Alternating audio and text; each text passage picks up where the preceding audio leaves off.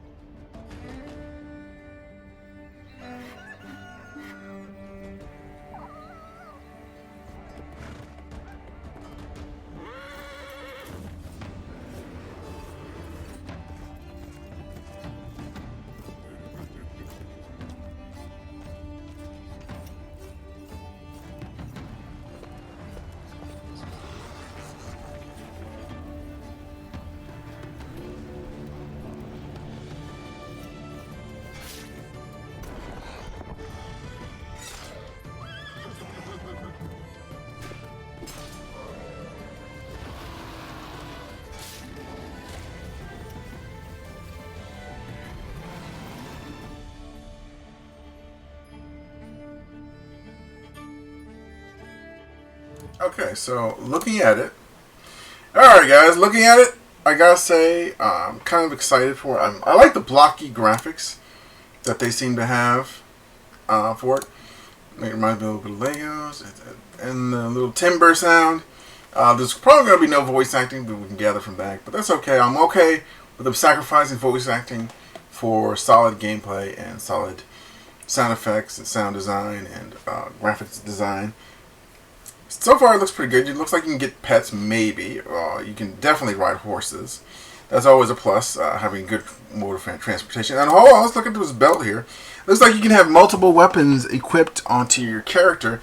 You can have a weapon for chopping down wood and like collecting things.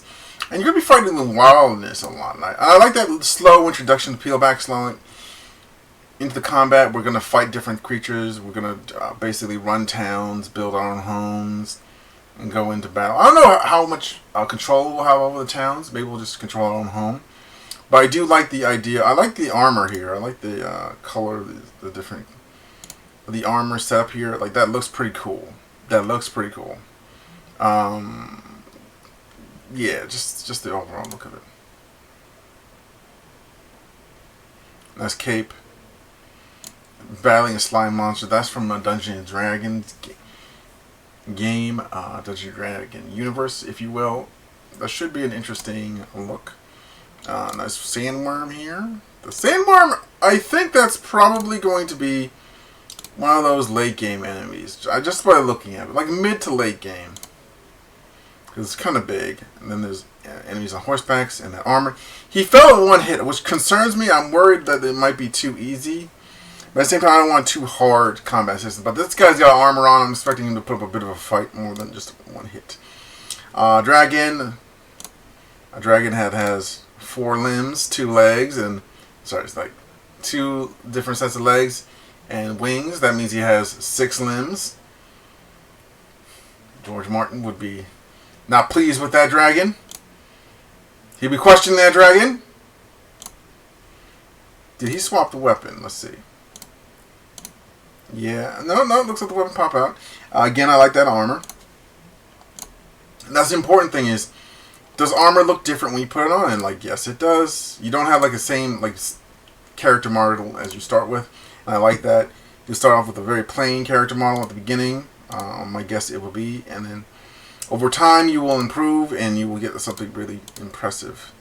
Yeah, this looks like a good. And then I'm guessing that's also a late game. Looks like a really late game enemy. Past the dragon and basically the wizard demon or whatever. He's two-wielding two swords. That makes him doubly dangerous. Ooh. But yeah, it looks pretty good. It's solid. It looks like it's mostly a computer game. I don't think it's going to be on a console. by the looks of it, and I'm right, they didn't say anything else. It just said Steam. Maybe they'll get on consoles later on.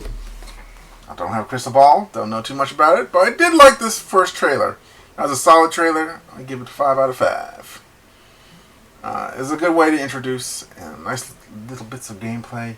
Didn't have that much speaking going on, but I think they let the gameplay do the speaking for you for the game. And I have to recommend that for all people who are developing games. Let the gameplay do the speaking for you. You don't have to talk. You can put a couple of phrases in there to introduce concepts of the game to the player. But in the end, I genuinely think that the best way to introduce your game is to just have a few levels or a few scenes played out and let the potential buyers watch it. But yeah, I like it. If you liked it and you want to see more trailers like this, then put it in the comment section asking for it. Or hit the like button and subscribe to my channel. I'm trying to get to 1,000 subscribers, and any little bit helps. And subscribing helps out a lot. Alright guys, I'll catch you in the next one. Take care.